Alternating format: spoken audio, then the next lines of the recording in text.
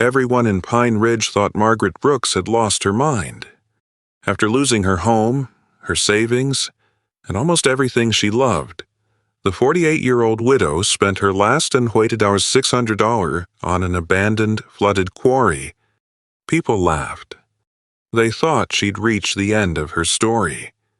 What no one knew was that beneath those dark waters lay a secret hidden for nearly 40 years, one that would expose powerful people, restore justice to forgotten families, and change Margaret's life forever.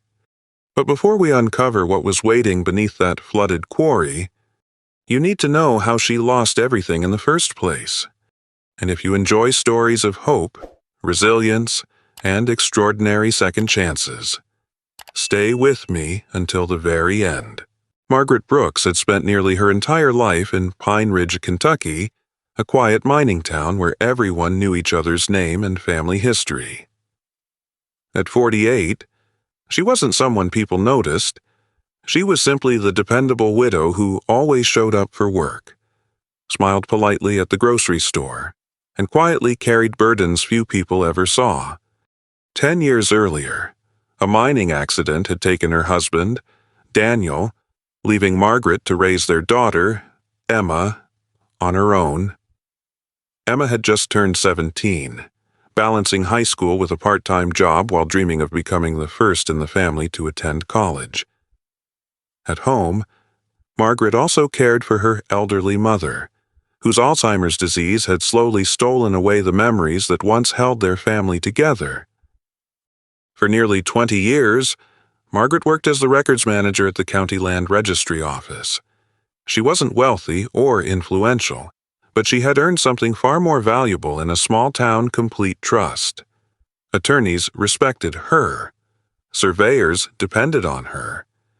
Even longtime property owners often said that if Margaret Brooks handled the paperwork, there was never a reason to worry.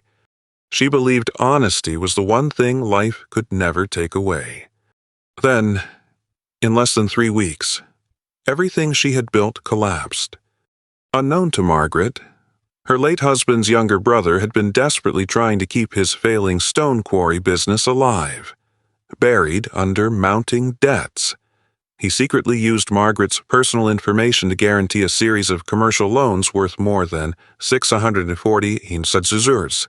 By the time the company declared bankruptcy, he had disappeared without a trace, leaving every legal obligation in her name.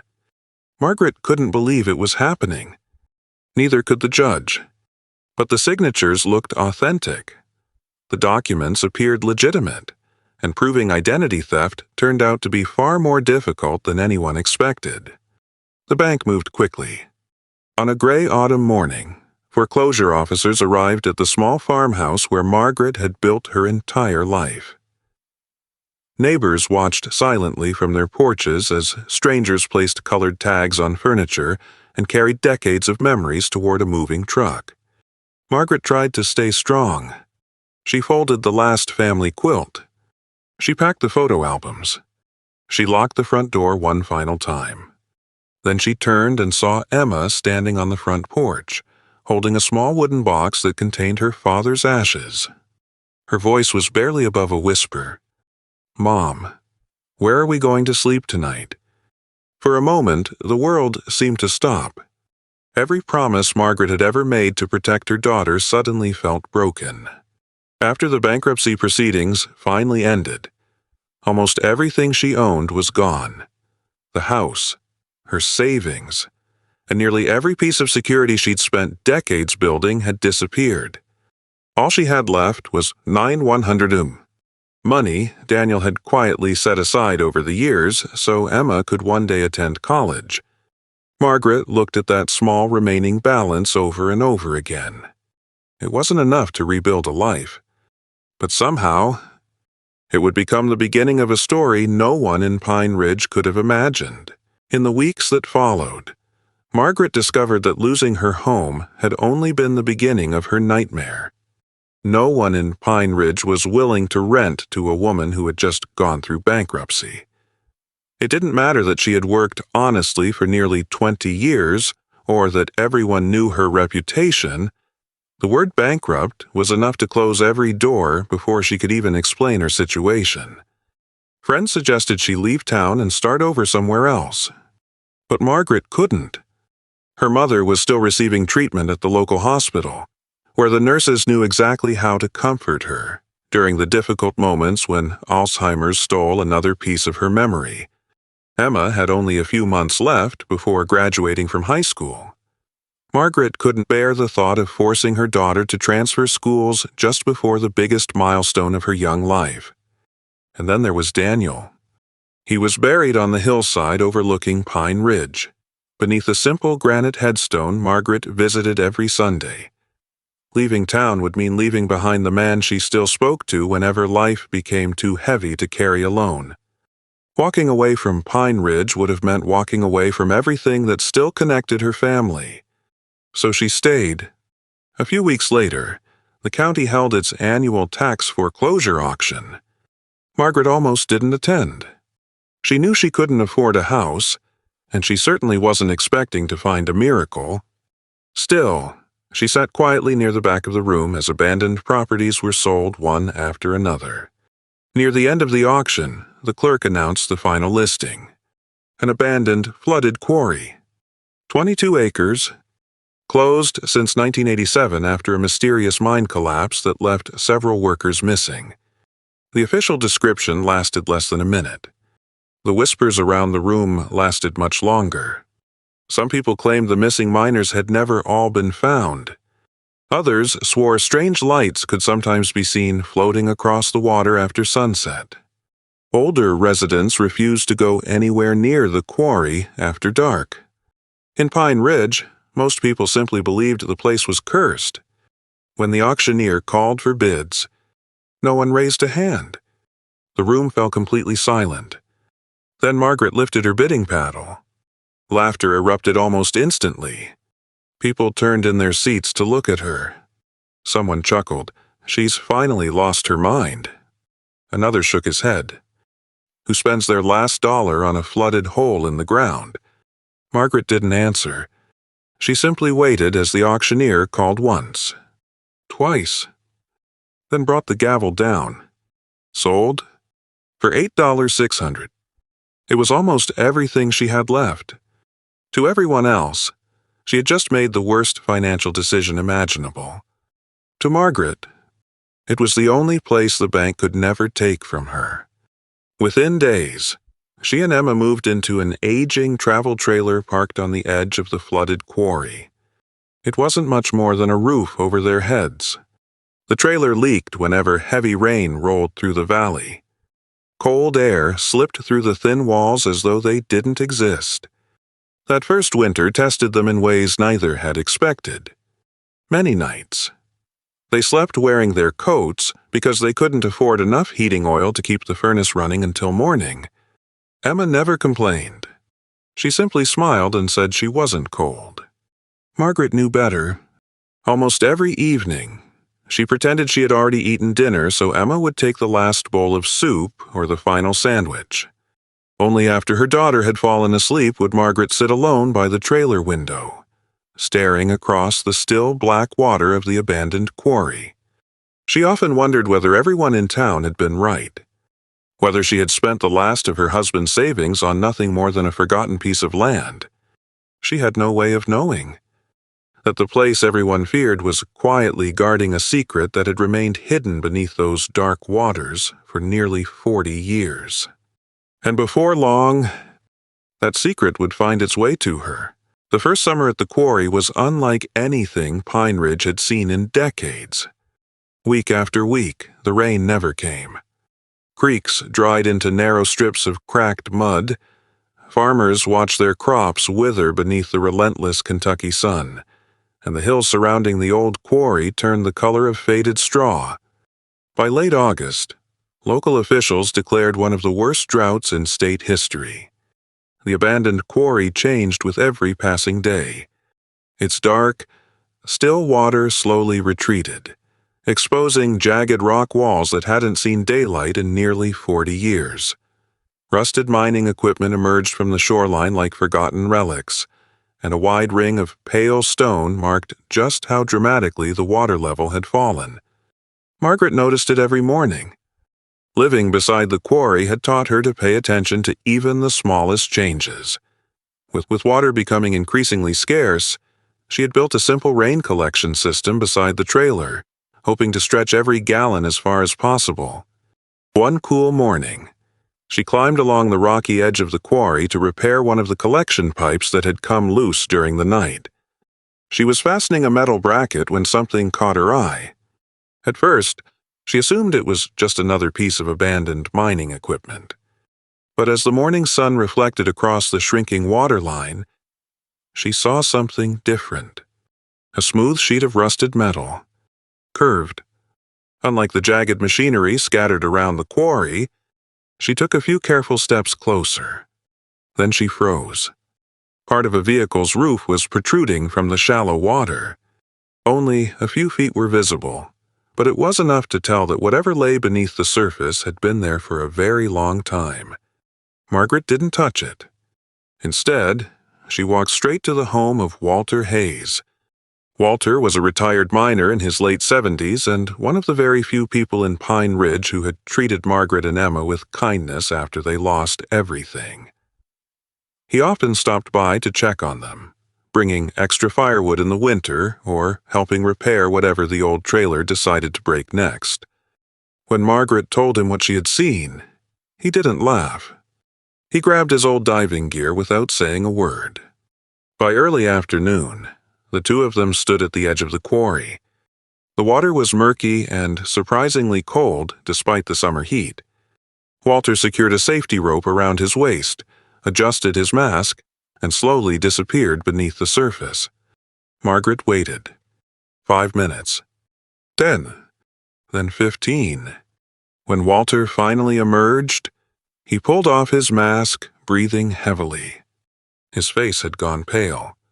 "Margaret," he said quietly, still trying to catch his breath. "That isn't a pickup truck."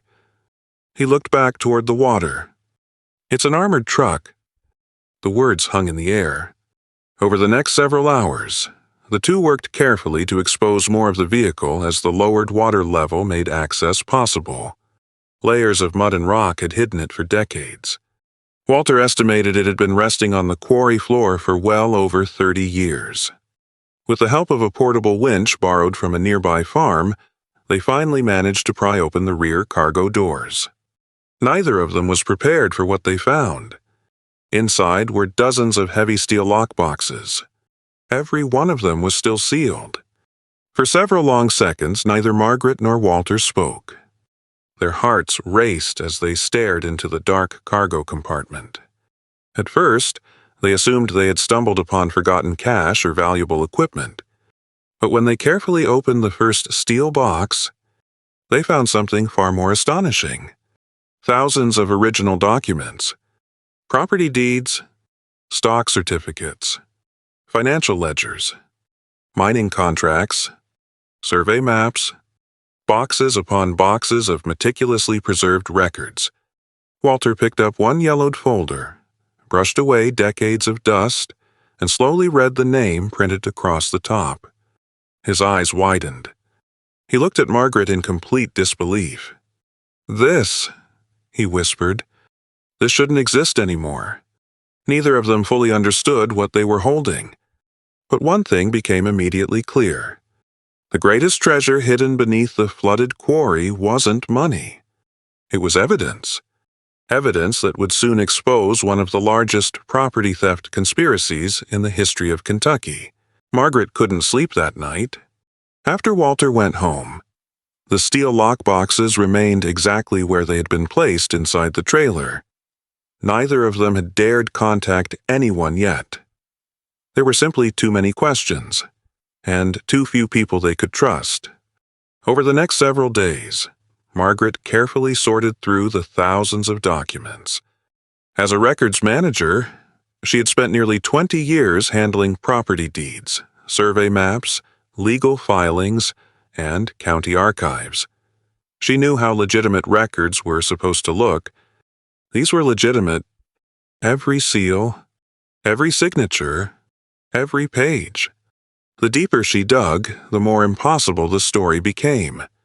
What the public had accepted as a tragic mining accident in 1987 had never been an accident at all. The documents painted an entirely different picture. Months before the collapse, hundreds of acres of land belonging to mining families had quietly been transferred through shell companies using forged deeds, manipulated surveys, and fraudulent ownership records. Entire generations had lost property they had legally owned.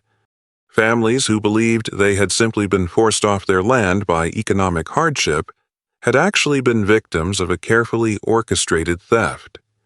Then came the mine collapse. Officially, the disaster had been blamed on unstable rock formations. According to the documents inside the armored truck, the closure had served another purpose. It had sealed off the quarry and buried every piece of evidence beneath millions of gallons of water. The armored truck hadn't crashed into the quarry. It had been deliberately sent to the bottom. Someone had wanted those records to disappear forever. Margaret felt a chill run through her as she continued reading. Then she opened another folder. A familiar name appeared again. And again. And again. William Harper. During the 1980s, Harper had been the most powerful mining executive in Kentucky. His company controlled thousands of acres, employed hundreds of workers, and carried enormous political influence throughout the region. His signature appeared on land transfers, financial authorizations, corporate agreements, confidential memorandums. He wasn't mentioned once or twice. He was everywhere. Margaret stared at the pages in silence. Then another realization struck her. The Harper mining empire still existed. Although William Harper had died years earlier, the company remained one of the largest private employers in eastern Kentucky. And the person now running Harper Industries was the very executive whose financial connections had quietly supported the bankruptcy that destroyed Margaret's life. Her breathing slowed. For months, she had believed she had simply been unlucky, that she had become an innocent victim of identity theft committed by a desperate relative. Now she wasn't so sure. The timing, the foreclosure, the speed with which everything had happened, the disappearance of every opportunity to defend herself. It no longer felt random. Margaret leaned back in her chair, unable to take her eyes off the documents spread across the table. For the first time since losing everything, she understood something that changed the way she saw her entire life. Her family hadn't been destroyed by bad luck. It hadn't happened because of one dishonest relative. She was simply the newest victim of a plan that had been protecting powerful people for generations. And if the evidence hidden beneath the flooded quarry was genuine, someone out there would do almost anything to make sure it never reached the light of day. Margaret knew the documents were far too important to trust to chance. Years of working at the county land registry office had taught her one lesson above all others. Original records could disappear. Copies could survive. Before telling anyone what they had found, she carefully photographed every page, scanned every deed, every financial ledger, every stock certificate, and every handwritten note. She stored encrypted copies on multiple flash drives, mailed one anonymously to a secure post office box in another county, and hid another inside an old toolbox beneath the trailer. Only then did she begin thinking about her next move. She never got the chance. Just 4 nights later, Margaret woke to the sound of metal scraping against metal. By the time she reached the trailer door, the intruders were gone. The lock had been forced open. Drawers were pulled out. Cabinets stood empty. Her laptop was gone. At first she panicked. Months of work had disappeared in a single night. Then she remembered the backup copies. Whoever had broken in believed they had stolen the only evidence. They were wrong. Outside, things were even worse. The tires on her old pickup truck had been slashed. The windshield had been smashed. Someone had poured sugar into the fuel tank, destroying the engine before sunrise. It wasn't simple vandalism. It was a warning. Walter stood silently beside her that morning, looking over the damage. Neither of them needed to say what they were both thinking. Someone knew about the armored truck. Someone knew about the documents. And someone was watching them. 2 days later, another visitor arrived. A black luxury sedan pulled slowly onto the gravel road leading to the trailer. The driver never stepped out. Instead, a man wearing a dark suit walked to Margaret's porch, placed a thick envelope beside the front door, nodded politely, and returned to the waiting car without saying a single word. The vehicle disappeared before Margaret could even read the license plate. Inside the envelope was a cashier's check, $250. Beneath it lay a single handwritten note. "Forget what you saw." Margaret stared at the check for a long time. $250,000. It was enough to buy a home. Enough to send Emma to college. Enough to erase every financial hardship they had endured during the past year. Emma looked at her mother without speaking. She already knew what that money could mean. Margaret folded the note, walked outside, lit a small fire inside an old metal burn barrel. Then, without saying a word, she struck a match. Emma watched as her mother dropped the cashier's check into the flames. The paper curled, darkened, then disappeared into ash. Margaret looked at her daughter and quietly said, "If someone is willing to pay this much to keep people silent, the truth must be worth far more." That evening, she made the most important decision of her life. This was bigger than Pine Ridge, bigger than her family's tragedy, bigger than one abandoned quarry. She needed people who understood how powerful enemies protected themselves. Through an old colleague at the courthouse, Margaret was introduced to Robert Gaines, a retired FBI special agent who had spent 3 decades investigating organized financial crime and public corruption. Robert listened without interrupting. He examined only a handful of the copied documents before quietly closing the folder. Then he looked Margaret straight in the eye. "If these records are authentic," he said, "this could become one of the biggest property fraud investigations Kentucky has ever seen." But Robert knew they would need more than evidence. They would need someone capable of surviving a legal battle against one of the state's most powerful corporations. A week later, he arranged a confidential meeting with attorney Sarah Mitchell, a respected civil litigator whose career had been built on exposing complex property fraud and corporate misconduct. She spent hours reviewing the documents. When she finally leaned back in her chair, the room fell silent. "No," she said softly. "This isn't just fraud. It's a system." From that moment forward, the 4 of them worked in complete secrecy. For months, Margaret continued living quietly at the quarry as though nothing had changed. By day, she cared for her mother, helped Emma prepare for graduation, and smiled politely whenever neighbors passed by. By night, she, Walter, Robert, and Sarah painstakingly assembled the evidence, cross-checking land records, tracing financial transactions, interviewing forgotten witnesses, and connecting pieces of a conspiracy that had remained hidden for nearly 40 years. They weren't preparing a lawsuit. They were preparing to expose the truth. They only had one chance. And they were determined that when the truth finally reached the public, no one would be powerful enough to bury it again. Nearly a year passed before Robert Gaines finally made the call. "It's time." By then, every document had been authenticated. Every land record had been verified. Every financial transaction had been traced. Every witness willing to speak had given a sworn statement. The case no longer rested on one abandoned armored truck. It rested on thousands of pieces of evidence collected over 4 decades. Early one Monday morning, federal agents executed search warrants across Kentucky. Television stations interrupted their regular programming. News helicopters circled office buildings. Reporters gathered outside the headquarters of Harper Industries before sunrise. By noon, the story had spread across the entire state.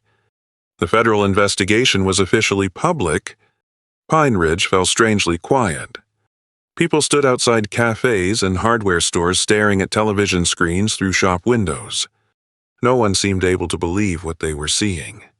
Executives who had spent years being celebrated as business leaders were now walking out of their offices in handcuffs. Luxury vehicles were escorted away by federal agents. Boxes of corporate records disappeared into evidence trucks. For decades, those men had seemed untouchable. Now, they were answering questions no amount of money could silence. As investigators continued examining the records recovered from the quarry, the full scale of the conspiracy became impossible to deny. Hundreds of mining families had been stripped of their land through forged deeds, fraudulent transfers, and carefully concealed financial schemes. Some had spent years believing they had signed documents they never actually understood.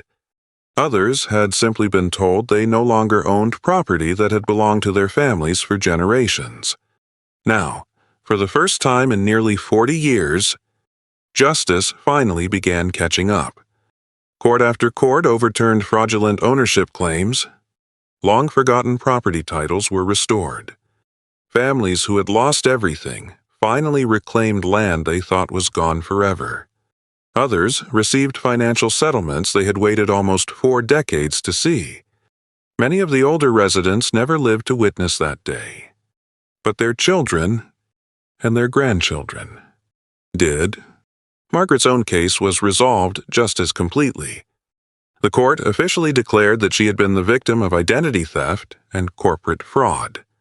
Every debt tied to the fraudulent loans was erased. The foreclosure judgment was vacated. Her credit history was restored. For the first time in years, she no longer carried the weight of a crime she had never committed. Then came another surprise. Because the evidence she had recovered directly led to one of the largest asset fraud investigations in Kentucky's history.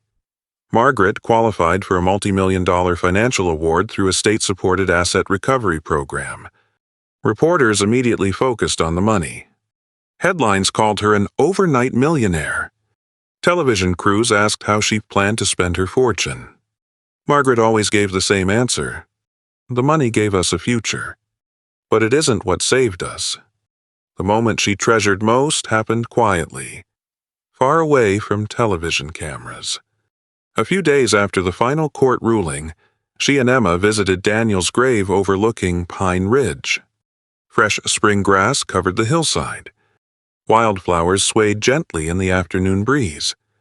Neither of them spoke for several minutes. Margaret placed a small bouquet beside the headstone. She thought about everything they had endured. The nights without heat, the fear, the loneliness, the impossible choices. Then she felt Emma slip her arms around her. Her daughter rested her head against her shoulder and whispered softly, "Dad would be so proud of you."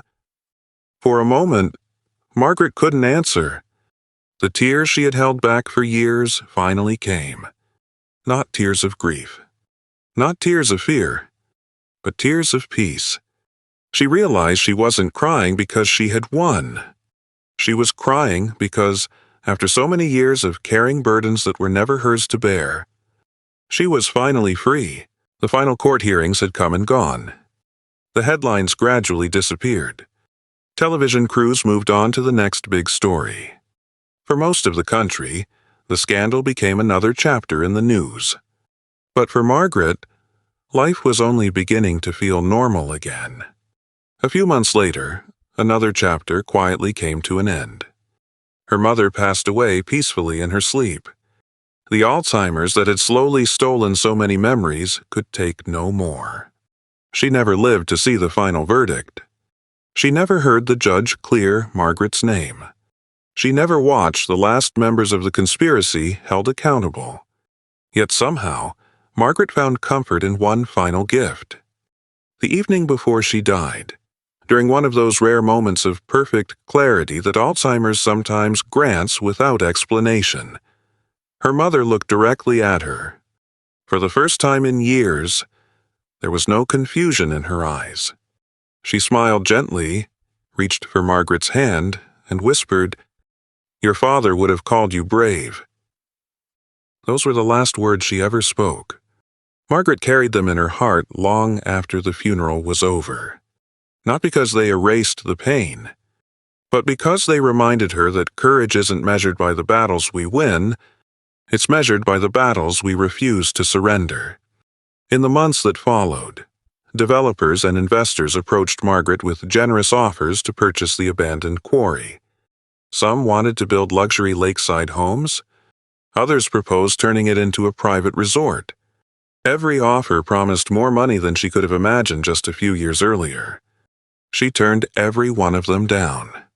To most people, the quarry was simply valuable land. To Margaret, it was sacred ground. It was where the truth had finally surfaced. It was where generations of silence had finally ended. Instead of selling it, Margaret worked alongside local families, community leaders, and former mining workers to transform the property into something entirely different. Together, they created Pine Ridge Memorial Park. Walking trails replaced abandoned service roads. Native trees were planted along the shoreline. Stone monuments listed the names of families whose homes, land, and futures had been stolen through decades of corruption. Near the water's edge stood a simple bronze plaque. It didn't celebrate wealth. It didn't celebrate victory. It simply reminded every visitor that truth may disappear for a season, but it is never buried forever. The park quickly became more than a memorial. School children visited to learn about the town's history. Former mining families gathered each year to honor relatives who had never stopped believing justice would one day come. Neighbors who had once avoided speaking about the old quarry now walked its peaceful trails together. A place that had once hidden betrayal became a place devoted to remembrance, healing, and hope. Every Sunday afternoon, after visiting Daniel's grave, Margaret followed the same quiet routine. She drove to the park. She sat alone on a weathered wooden bench overlooking the calm water. Sometimes Emma joined her. Sometimes Walter stopped by with 2 cups of coffee and stories from the old mining days. Most afternoons, however, Margaret simply listened to the breeze moving across the lake. The water was perfectly still now.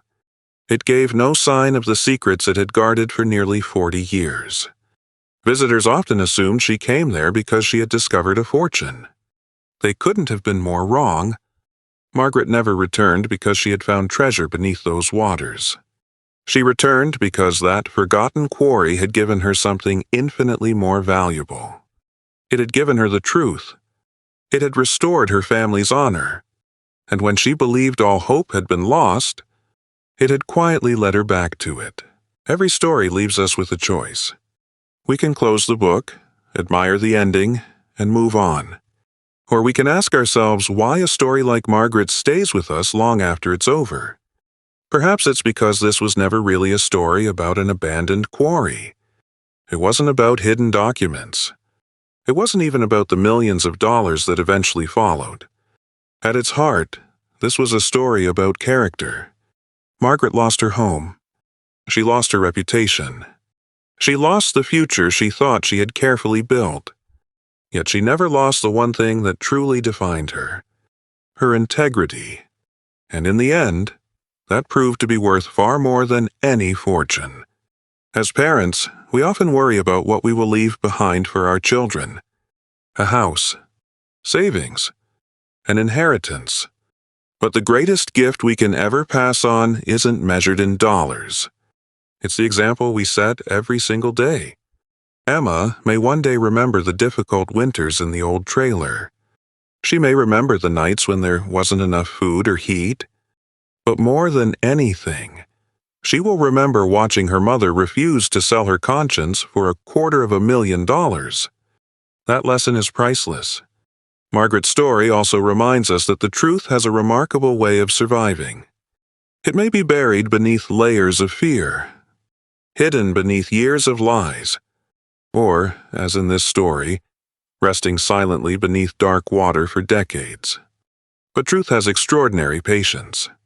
Sooner or later, it finds its way back into the light. History teaches us another important lesson. The people who change the world are rarely the richest, rarely the most powerful. More often, they are ordinary men and women who simply refuse to look away when something is wrong. Margaret never set out to become a hero. She only wanted a safe place for her daughter to sleep. Yet by choosing courage over comfort, she helped restore justice for hundreds of families who had waited nearly 40 years to be heard. That is how history is changed. Not always through grand speeches or powerful leaders, but through ordinary people making extraordinary choices. Justice, after all, is about more than punishing those who abuse power. Its greatest purpose is restoring dignity to those who had it taken away. Every family that recovered its land, every elderly resident whose name was finally cleared, every child who inherited what rightfully belonged to their family,